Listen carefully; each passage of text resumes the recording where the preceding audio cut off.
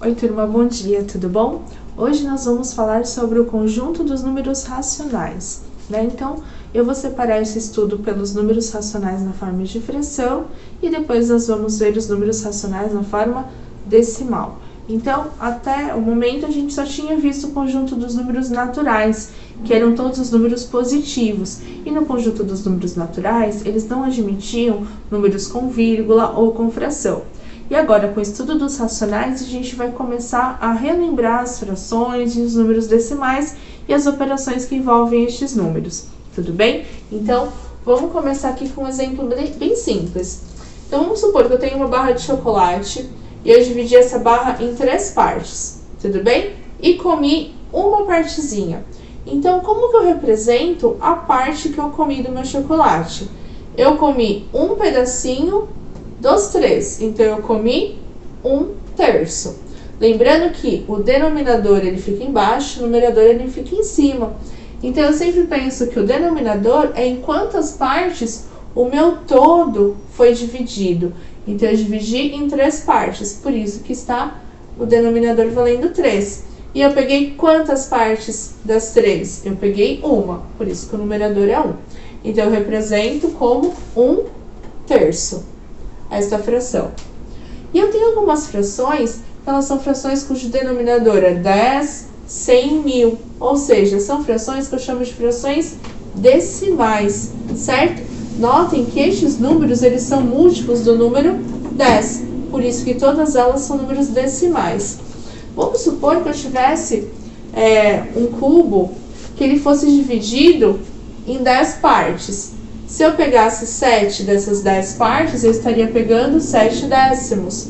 Se eu tivesse agora este mesmo cubo, agora dividido em 100 partes, eu estaria fazendo o quê? Eu estaria pegando 3 das 100, eu estaria pegando 3 centésimos. Agora, se este mesmo cubo estivesse dividido em 1000 partes, eu estaria pegando uma parte em 1000, eu estaria pegando 1 milésimo. Tudo bem? Lembrando que eu estou fazendo uma situação hipotética, da qual eu estou dividindo este mesmo cubo, primeiramente em 10, depois em 100 e, por último, em 1000 partes. E as frações, elas podem ser representadas e utilizadas na forma de razão e quociente de uma divisão. Vou pegar alguns exemplos que nós estudamos durante a aula. No exemplo do livro, ele falava o seguinte, para representar a forma de razão. E era um dado da Organização das Nações Unidas que falava pra gente que a cada 10 pessoas, 6 não possuíam saneamento básico adequado. Então, essa informação, que é dada na forma de um texto, a gente pode representar na forma de fração. Então, vamos imaginar que a cada 6 pessoas, ou melhor, a cada 10 pessoas, 6 não possui um saneamento básico adequado. Como que eu represento este número na forma de fração? Então, das 10, eu estou pegando um conjunto de 10 pessoas, 6 não possuem saneamento básico adequado. Então, eu tenho 6 décimos. A cada 10 pessoas, 6 não possuem saneamento básico adequado. Ou o quociente de uma divisão. Então, a gente tinha estudado durante a aula um exemplo também, onde nós tínhamos 2 turmas de sextos anos e eu tinha 3 placas de isopor para dividir para essa turma, para essas 2 turmas. Como que eu faria? Vamos supor que eu tenho o sexto A e o sexto B. Uma placa ficaria com o sexto A, a outra placa ficaria com o sexto B. Essa outra placa eu dividiria ao meio. Metade ficaria para o sexto A outra metade ficaria para o sexto B. Então, na realidade, eu tenho o quê? 3 placas para dividir em 2 turmas. Toda fração, ela vai gerar uma divisão. Então, eu posso pensar 3 dividido por 2. 3 placas para 2 turmas. Se eu pegar o 3 e dividir por 2, eu vou ter o quê? Uma placa e meia para cada turma, que é a mesma coisa que 1,5, certo? Então, eu tinha uma placa inteira e a outra placa eu só tenho pela metade. Posso representar da seguinte forma também. Uma placa inteira mais meia placa. Essa soma de fração vai ser esse número misto. uma placa inteira e a outra pela metade. O que é um número misto? O número misto vai ser aquele número que eu vou ter uma parte que é fracionária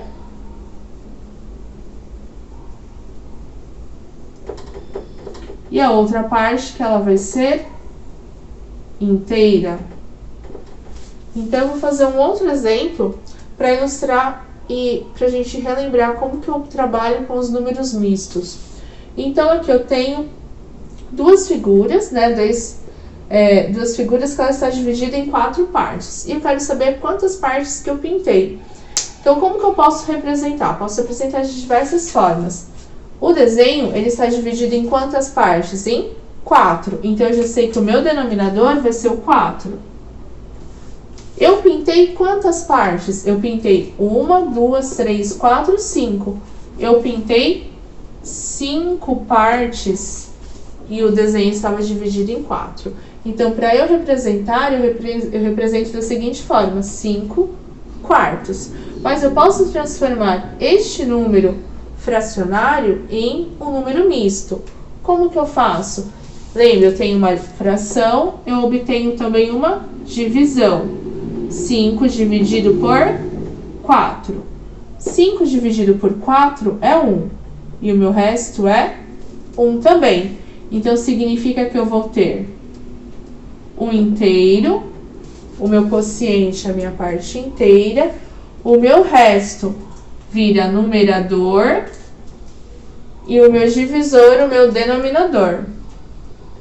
Então, eu vou ter 1 inteiro e 1 quarto.